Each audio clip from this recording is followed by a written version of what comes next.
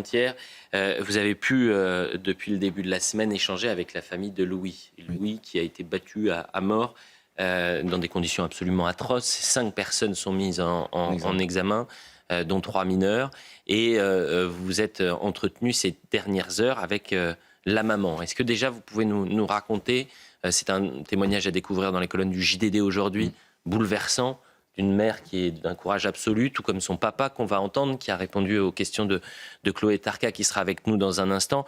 Vous avez titré « Le combat d'une mère ». Pourquoi le combat d'une mère, Jules ? C'est le combat d'une mère. Je suis en échange avec cette famille depuis mercredi. C'est vrai qu'en parlant avec cette famille, dès le début, ils ont pris 2 décisions. La première, c'était de vouloir publier les vidéos de l'agression extrêmement violente et barbare du fils, Louis, qui est mort à 17 ans, on le rappelle, agressé par 5 personnes. Et la deuxième, c'était de prendre rapidement la parole pour éviter, vous savez, ce qui a été dit dans les médias le lendemain de l'agression de Louis, qu'il y avait eu une rixe, que finalement, certains médias ont minimisé ce qui s'était passé. Et cette famille, elle a décidé de porter le combat de Louis, de raconter qui était Louis dans les colonnes du JDD, d'expliquer comment eux-mêmes ont appris la nouvelle du tabassage mortel de leur enfant, d'expliquer aussi les dysfonctionnements qu'ils ont vus de l'aide sociale à l'enfance, qui n'a jamais été à la hauteur finalement par rapport à la situation de leur fils. On rappelle que Louis était dans une position de vulnérabilité, c'était quelqu'un qui avait un certain handicap, des difficultés à se concentrer, il avait été placé donc dans l'aide sociale à l'enfance pour qu'on puisse s'occuper de lui. Et finalement, la mère qui avait alerté sur le fait que Louis était une personne auquel il fallait vraiment faire attention, il était potentiellement quelqu'un qui allait être facilement harcelé, eh bien l'aide sociale à l'enfance n'a jamais été à la hauteur. Pire, l'aide sociale à l'enfance a été informée par la gendarmerie que Louis avait été passé à tabac le 12 juin. Eh bien, par la suite, elle n'a plus jamais rappelé la mère ni la famille, alors que Louis avait fait une fugue avant sa mort. Donc ça veut dire que l'établissement d'aide sociale à l'enfance sait que le 12 juin, il est agressé. Tout à fait. Que plainte et signalement est déposé. Exactement. Mais rien n'est engagé pour protéger le petit Louis. Il y a un gendarme qui contacte un éducateur de Louis et qui lui explique que Louis a été victime de violences en réunion. Et de violences en réunion par rapport à des personnes qui sont également dans des foyers de l'ASE au sein de Narbonne. Donc c'est une situation qui est peut-être amenée à se reproduire. D'autant que Louis avait déjà déposé plainte le 11 mai dernier pour coups et blessures. C'est-à-dire que depuis quelques mois, quand Louis était à l'aide sociale à l'enfance, il était harcelé par un même groupe d'individus.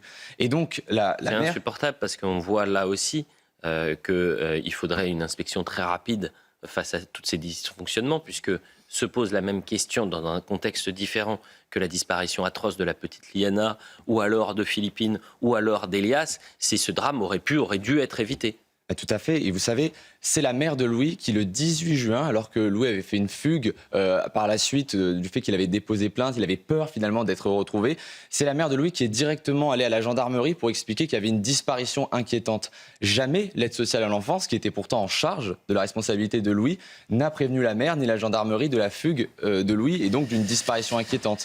Donc c'est une famille qui se retrouve en fait seule dans ce combat, qui a retrouvé face à elle une presse quotidienne régionale qui a essayé de minimiser, de mentir sur ce qui s'est passé. Et cette famille aujourd'hui, elle se bat pour la mémoire de Louis et elle explique qui était Louis dans les colonnes du JDD et elle pointe plusieurs dysfonctionnements qui auraient pu effectivement permettre à Louis d'être toujours en vie aujourd'hui. Ce n'est pas le temps du deuil, c'est le temps de la guerre. Il est hors de question, dit-elle, qu'un autre cœur de maman ou de papa soit brisé comme le nôtre. Ces mots, vous avez juste envie de pleurer quand vous lisez ça. Que la France soit prête, nous sommes déterminés et je suis enragé comme jamais. Quel courage elle a, cette femme. C'est bouleversant. Qu'attendez-vous désormais de la justice ? Elle parle des bourreaux de son fils, qu'ils soient jugés comme des adultes. Je veux que Louis soit le dernier. Je veux que les lois soient revues. Quand on tue comme un homme, on paie comme un homme. Je vous propose d'écouter également Nicolas, qui est le papa du petit Louis. Les parents sont séparés, ils ne vivent pas dans la même région.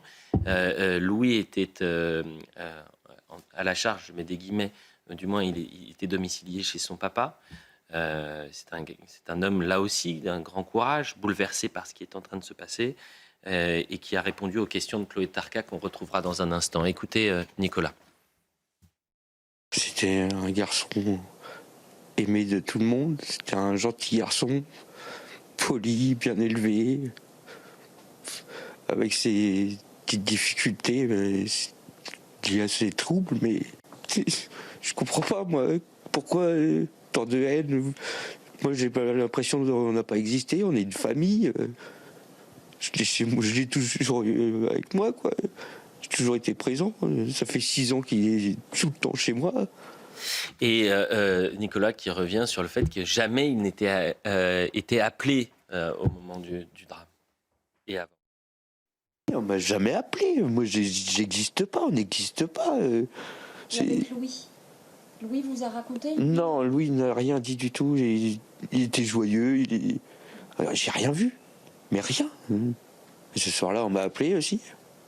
22h20 pour me dire que Louis avait fugué, mais qu'il allait rentrer vers 23h. Donc j'ai dit ok. Puis on n'a jamais eu de nouvelles jusqu'au lendemain, quoi. Mais le lendemain, 17h, moi. Pas 9h. Jackie est resté 9h tout seul. À l'agonie, au petit bébé. On m'a appelé à 17h et c'est sa maman qui m'a prévenu. C'est tout. Moi, j'étais au courant de rien du tout. On est en direct avec Chloé Tarka. Vous avez pu hier échanger et discuter avec le papa de Nicolas et sa compagne qui était juste à côté. Chloé, évidemment, c'est l'émotion, c'est aussi la colère. Racontez-nous aussi l'échange que vous avez pu avoir avec le papa de Louis. Alors juste pour revenir sur cette rencontre, Elliot, c'était en effet le papa de Louis. Nicolas à côté, c'était Charlotte, la tante de Louis, la sœur du papa. On n'a pas rencontré encore la compagne, la femme depuis 10 ans de Nicolas. Alors c'était une rencontre très intense, bourrée d'émotions. Déjà toute la journée, on avait un petit peu sillonné la région à la rencontre des personnes qui avaient connu de près ou de loin Louis. On est par exemple allé dans le restaurant où Louis allait souvent jouer de la guitare. On a pu un petit peu plus connaître ce profil d'un jeune homme passionné, d'un jeune homme très très doux, d'un jeune homme aimant et puis surtout d'un jeune homme sans problème, très poli. Et cette rencontre avec le papa, elle a été faite alors que le papa ne voulait pas de base parler à la télévision. Il avait décidé de garder le silence, mais en fait en regardant certains médias, il s'était dit mais comment peut-on dire des choses sur mon fils, comment peut-on parler de Rix.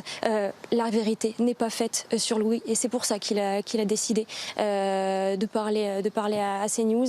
Alors nous avons fait vraiment en longueur cet entretien et ce qui en ressort, c'est vraiment cette douleur et cette envie à la fois qu'on se souvienne de Louis comme d'un jeune homme avec effectivement des troubles psychologiques mais surtout une grande douceur, une grande gentillesse et c'est important. Nous avons également parlé de plusieurs questions importantes de son placement notamment dans un foyer, voilà, tout un tas de questions auxquelles le père a accepté de nous répondre. J'imagine que vous reviendrez dessus, on pourra faire écouter le témoignage de ce papa qui nous en a vraiment plus appris sur Louis. Et je reviens juste sur un petit point, il y a une marche blanche qui aura lieu ce soir place de la mairie à Narbonne à 17h. C'est une marche blanche qui n'a pas été organisée par la famille, que ce soit par le papa ou par la maman. Elle est officielle, elle a été déclarée et autorisée par la préfecture. La marche blanche des parents, en revanche, sera faite le week-end prochain du côté de Carcassonne, là où vivait donc Louis chez son papa. Merci Chloé Tarka pour votre témoignage et merci à Alessandra Bischoff qui vous accompagne et qui nous ont permis, toutes les deux, qui vous ont permis de pouvoir entendre le père de Louis et qui dit « Mon combat, c'est mon fils ». Écoutez. Justice pour Louis et ensuite on verra pour les... J'ai d'abord ce premier combat-là à mener. Et tout ce qui se passe, l'ASE, tout ça, ça sera un autre combat après mon fils. Pour l'instant, c'est mon fils le plus important. Le foyer, j'ai été les voir, les pauvres, ils sont déjà pas assez, ils sont que 4 ou 5 pour 35 gamins. Les pauvres gamins, ils sont abandonnés, ils sont arrachés à leurs parents. Et eux, ils essayent de faire tout ce qu'ils peuvent, ils sont que 4. Je vais rien leur dire, qu'est-ce que vous voulez que je leur dise? C'est l'État, vous avez changé quand, là? C'est pas normal qu'on met son enfant quelque part dans un endroit de sécurité, protection de l'enfance et mon enfant il décède atrocement, quoi. Moi je suis en colère. Il y a la colère et puis dans la formule de Nicolas, c'est on n'existe pas. J'ai l'impression de ne pas exister. Quand vous avez pu échanger avec la maman de Louis, est-ce qu'il y a aussi cette sensation d'avoir finalement des institutions qui ne protègent pas les gens les plus fragiles et les plus faibles. Tout à fait, et c'est d'ailleurs pour ça que c'est extrêmement rare d'avoir des prises de parole finalement des parents de victimes aussitôt. Souvent dans des affaires, des drames, on a des parents qui finalement deviennent muets, ne veulent plus parler parce qu'ils ont été fracassés par cette actualité glaçante, dévastatrice. Et là, c'est vrai qu'on a une parole qui a voulu s'ouvrir, qui a voulu s'exprimer parce qu'ils avaient alerté sur le profil de Louis qui était vulnérable au sein de l'aide sociale à l'enfance. Ils ont reconstitué les plaintes qu'avait déposées Louis, les témoignages qu'avait donné Louis à l'aide sociale à l'enfance ainsi que directement dans les commissariats. Ils ont compris que la gendarmerie avait alerté l'aide sociale à l'enfance et aujourd'hui, ils ont compris tout le système qui s'est mis en place et qui n'a pas réussi à protéger leur fils, alors que la mission principale de l'aide sociale à l'enfance, c'est la protection des enfants. Et finalement, en envoyant Louis ici, ils l'ont envoyé dans un enfer, parce que ce qui est très important de noter, c'est que les vidéos que nous avons publiées, finalement, de l'agression de Louis, ce sont les agresseurs eux-mêmes qui les ont, d'une part, filmées, et ils les ont postées sur leurs réseaux sociaux. Et donc, aujourd'hui, on avait, au sein de l'aide sociale à l'enfance, des enfants qui avaient donc sur leurs réseaux sociaux les vidéos d'agression de Louis et des éducateurs qui finalement faisaient fi de cette réalité, ne la prenaient pas en compte, alors que c'était leur mission principale de surveiller et de s'occuper de ces enfants. Eh bien écoutez, heureusement que vous êtes là pour faire ce travail et tendre le micro avec 100% Frontières, tendre le micro à cette famille qui souhaite s'exprimer, qui souhaite que le réel soit évoqué, qui souhaitent aussi faire respecter la mémoire de leur fils et que justice soit rendue. Et c'est une famille d'un courage absolu qui vit un enfer et qui ne pense même plus à elle, qui est dépossédée de ce drame et qui, si elle s'exprime, c'est en imaginant que demain, si rien n'est fait, bah, ça va se reproduire. Et cette famille est aujourd'hui attaquée, notamment par certains médias. Ou alors stigmatisée. La première, et quand elle dit elle n'existe pas, le père, quand il dit on n'existe pas, c'est aussi parce que dans, excusez-moi, le gouvernement, le seul qui a réagi pour l'instant, c'est le ministre de l'Intérieur. Oui, mais... Pas un mot du Premier ministre, pas un mot d'Emmanuel Macron. Mais pardonnez-moi, Louis, tout le monde a vu le tabassage à mort, c'est horrible, horrible. Oui, vous avez raison de le dire. Mais on est où ? Vous avez raison de le dire, surtout qu'on a des gouvernements qui, aujourd'hui, communiquent plus qu'ils agissent. Et là, pour le coup, il y avait une communication indispensable. Mais bien... ne serait-ce que pour les parents. Mais bien sûr. Alors, il dit c'est une affaire dramatique, Laurent Nunez. La vidéo de l'agression est insoutenable. Louis a été lynché à mort par des personnes qu'il connaissait et fréquentait. Ils se sont connus dans des foyers de l'aide sociale à l'enfance. Louis avait d'ailleurs subi, et il pointe les dysfonctionnements, le ministre de l'Intérieur.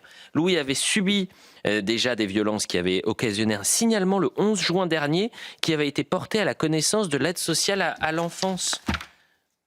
Mais donc on voit là aussi les dysfonctionnements, Arnaud Benedetti. Oui, c'est un multiple dysfonctionnement sur une autre administration. Moi, ce qui me frappe le plus dans cette affaire, c'est que finalement, on n'arrête pas de parler de bienveillance aujourd'hui dans notre société et on voit dans des structures qui sont des structures administratives dont la mission, en l'occurrence, est de protéger les enfants, c'est que le minimum de la bienveillance, le début de la bienveillance, évidemment, c'est d'abord de protéger, en l'occurrence, et on ne le fait pas. Donc, il faut s'interroger, en effet, sur ces dysfonctionnements. J'imagine qu'il y aura une enquête, évidemment. Mais vous savez ce qui m'inquiète ? C'est que il n'y ait pas la même sidération et le même traitement pour le petit Louis pour des raisons idéologiques et non pour des raisons systémiques. Écoutez... que pour d'autres drames. Vous voyez ce que je veux dire ? Quand un pays, une société est incapable, j'allais dire, de protéger Louise, 95 ans, qui meurt seul de la canicule dans son appartement, et un garçon qui a été placé à l'ASE, dont le rôle est de protéger, eh bien ça veut dire que les barbares ont envahi la cité. Ça veut dire ça. Mais pardonnez-moi encore une fois d'employer ce terme, mais Laurent Nunez, au-delà du constat qu'il fait, très bien, il a demandé le dossier, on lui a dit, monsieur le ministre, voilà, il a été placé, il a été victime de... Mais vous avez vu la déclaration que fait le ministre. Alors on y vient, mais je voulais... Alors, mais attendez, hier, je veux faire la... Alors attendez, juste laissez-moi le citer, Eric, parce que je ne voulais pas, par pudeur, par respect pour la famille, je ne voulais pas rentrer dans la polémique. Moi j'ai moins de pudeur. Donc, non, mais parce que, vous savez, vous avez raison. Est-ce le symbole, donc on pose la question, hier, Le Parisien pose la question à Laurent Nunez, est-ce le symbole de notre société ensauvagée ? Il répond, ce terme est connoté politiquement. Et il y a une exploitation de l'extrême droite de cette affaire. C'est toujours ça. Malgré ce que certains affirment, il n'y a pas de caractère raciste avéré dans ce crime. Mais qui l'a dit? Personne. Bon. Selon le procureur de la République, au-delà de tel ou tel terme, moi, ce qui m'inquiète de plus en plus, c'est la montée de la violence chez les jeunes. En l'espèce, les agresseurs ont entre 16 et 20 ans. Et ce n'est pas seulement le problème de Laurent Nunez ou de Gérald Darmanin, mais aussi des dispositifs de protection à la France et plus généralement des parents, des associations, des collectivités locales. Cette affaire ne pourra pas nous exonérer de nous interroger sur la prise en charge des enfants dans telle structure et de cette violence totalement débridée d'une partie de la jeunesse. Il refuse le terme ensauvagement de la société, qui est épousé par le ministre de la Justice, ancien ministre de l'Intérieur, Gérald Darmanin, parce qu'il considère que c'est connoté politiquement.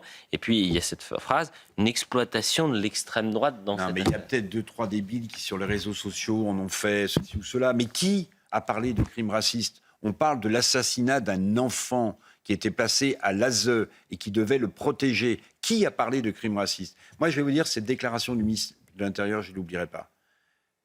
Récupération de l'extrême droite. C'est lui qui politise. Hein. Mais exactement. C'est lui qui politise. C'est lui qui fait en fait une forme de récupération politique en montrant du doigt. Mais on n'a pas le droit de parler de l'assassinat d'un jeune garçon de 17 ans de manière odieuse. Mais quand il parle de récupération de l'extrême droite, il ne parle pas pour vous.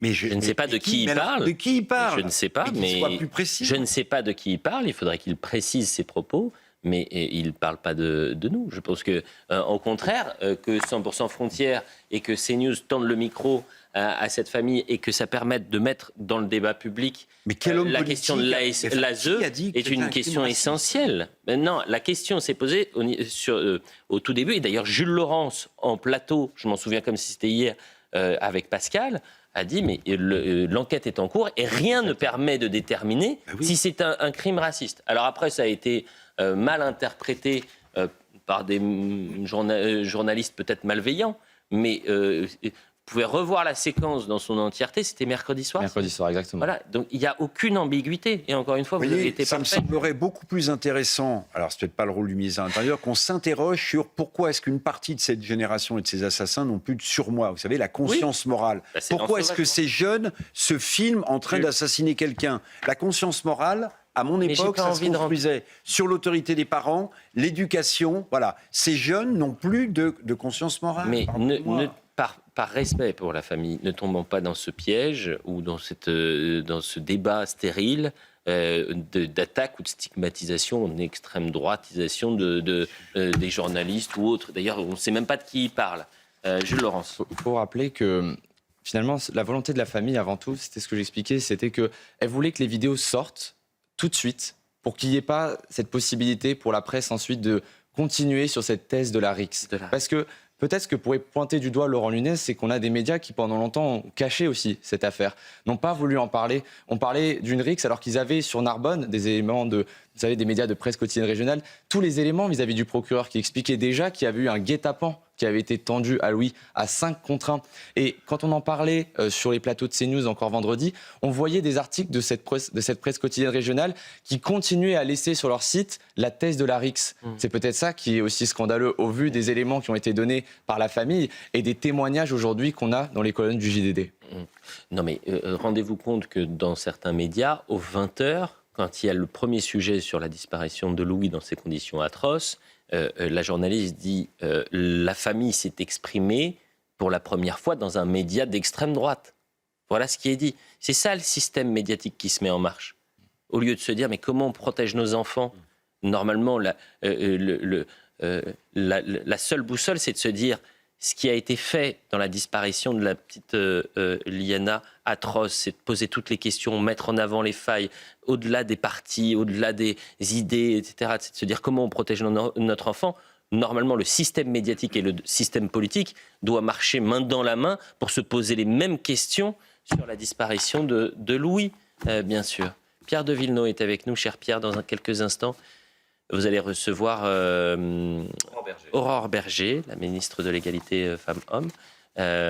Et j'imagine qu'elle aura un mot, évidemment, parce que c'est une ministre là aussi très courageuse. Vous allez parler de la disparition de Louis ? Bien sûr.